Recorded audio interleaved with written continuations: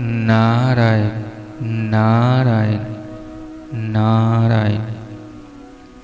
आज विनय पत्रिका में गोस्वामी तुलसीदास जी महाराज फागुन मास के प्रतिप्रदा से लेकर पूर्णमासी तक के भागवत प्राप्ति, प्रभु प्रेम प्राप्ति के साधना के विषय में वर्णन करते हुए कहते हैं, हे मन, तू अभिमान छोड़कर भागवत रूपी श्री गुरु के चरणार बिंदों का भजन कर, जिनकी सेवा करने से आनंद धन भगवान श्री हरि की प्राप्ति हो जाती है।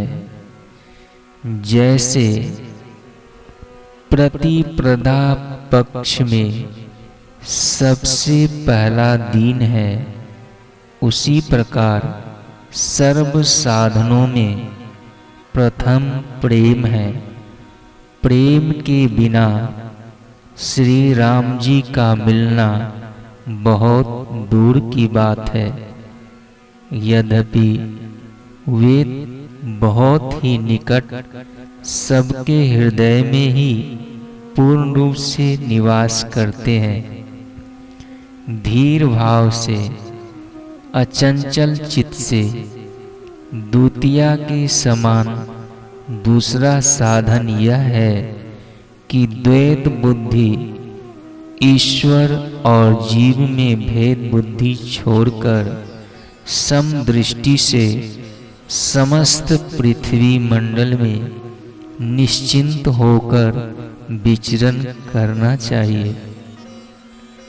मोह, माया और घमंड से रहित हृदय में सदा श्री रघुनाथ जी निवास करते हैं।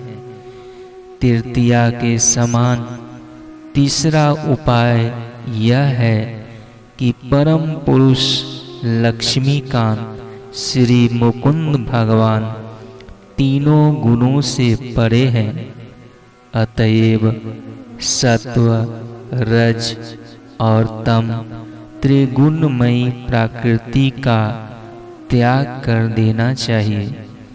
ऐसा किए बिना परमानंद की प्राप्ति दुर्लभ है। जब तक पुरुष प्राकृतिक में स्थित है, तभी तक वह जीव है और तभी तक दुख सुख का भोक्ता है।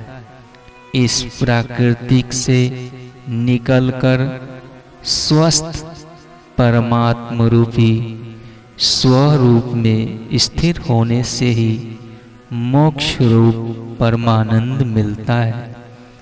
चतुर्थी के समान भागवत प्राप्ति का चौथा साधन यह है कि बुद्धि, मन, चित्त और अहंकार, इनके समुदाय रूप अंतःकरण का त्याग कर देना चाहिए।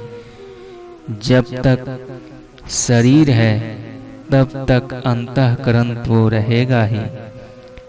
इसके त्याग का अर्थ यही है कि इसके साथ जो तादात्म्य हो रहा है उसे त्याग कर इसका दृष्टा बन जाए, अथवा इसे भगवान के अर्पण करके इसके द्वारा केवल भागवत संबंधी कार्य ही करे। ऐसा करने से निर्मल विवेक का उदय होगा। तब अपने आत्म स्वरूप रूपी उदार आनंदन परम पद की प्राप्ति होगी।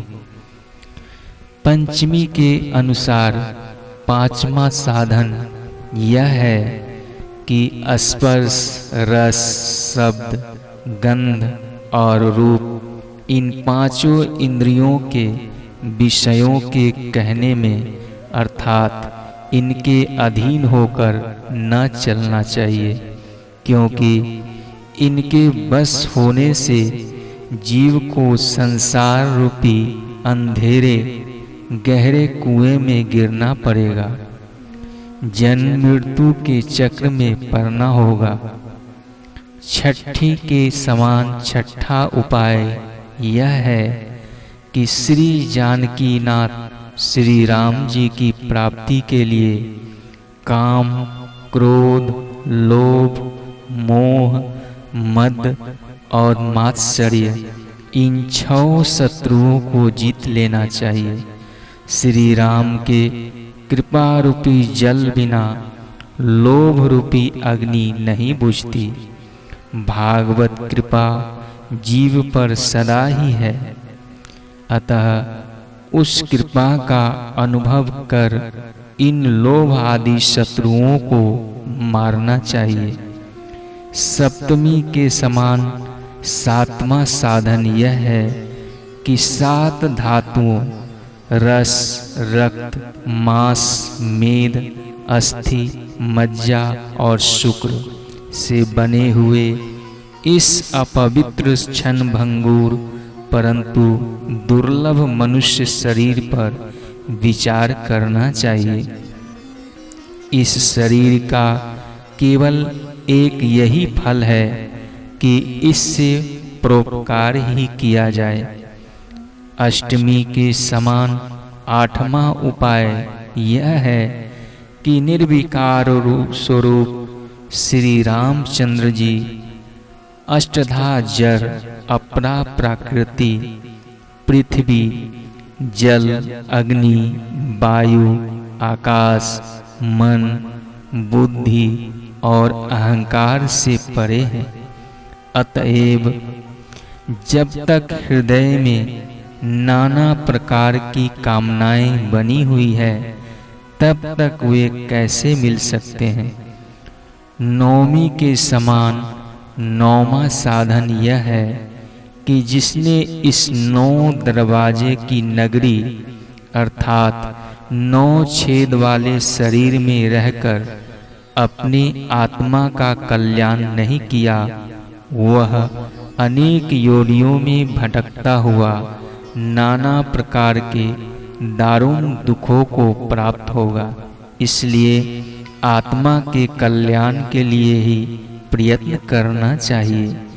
10वीं के समान 10वां साधन यह है कि जिसने 10 इंद्रियों का संयम करना नहीं जाना, इंद्रियों के बस में नहीं किया, उसके सारे साधन निष्फल हो जाते हैं और उस इंद्रियों के दास असंयमी मनुष्य को भगवान की प्राप्ति नहीं हो सकती। एकादशी के समान 11वां साधन यह है कि मन को बस में करके एक श्री भगवान की ही सेवा करनी चाहिए। इसी से परमार्थ रूपी एकादशी व्रत का जन्म मरण के नाश रूप परम फल मिलता है, अर्थात वह भगवान को प्राप्त हो जाता है। द्वादशी के दिन दान दिया जाता है, अतः 12वां साधन यह है कि ऐसा भागवत प्रीत्यर्थ निष्काम बुद्धि से दान देना चाहिए जिससे तीनों लोक से भय ना रहे, जिससे तीनों लोकों से भय ना रहे, भागवत प्राप्ति हो जाए। उस द्वादशी रूपी 12वें साधन का पारण यही है कि सदा परोपकार में लगे रहना चाहिए। इस दान और पारण से फिर शोक नहीं व्यापता। त्रयोदशी के समान 13वां साधन यह है कि जागृत, स्वप्न और सुषुप्ति इन तीनों अवस्थाओं का त्याग कर भगवान का भजन करना चाहिए। भाव यह है कि नित्य निरंतर सोते जागते श्री भागवत भजन ही करना चाहिए। भगवान मन, कर्म और वाणी से जानने में नहीं आते, क्योंकि बर्फ में जल की भांति वही सब में व्याप्त है और स्वप्न के दृश्यों की भांति स्वयं ही व्याप्त हो रहे हैं तथा असीम अनंत हैं। उनको तो वही जान सकता है जिसको कृपा पूर्वक वे जनाते हैं। उनकी कृपा का अनुभव नित्य निरंतर होने वाले भजन से होता है। अतः तीनों अवस्थाओं में भजन ही करना चाहिए।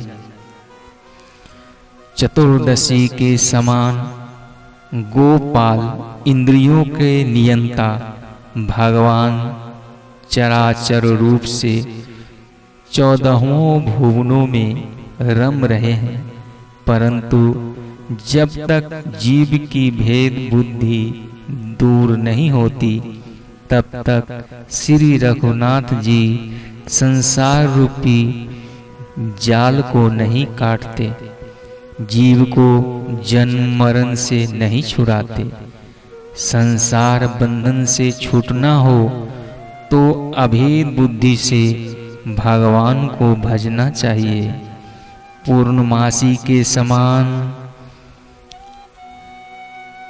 भगवान की प्राप्ति का 15वां साधन जो सर्वोत्कृष्ट और पूर्ण है, वह यह है कि प्रेम भक्ति के रस में सराबोर होकर भक्त को श्री हरि का रस, भगवान नाम का परम रहस्यमय तत्व जानना चाहिए।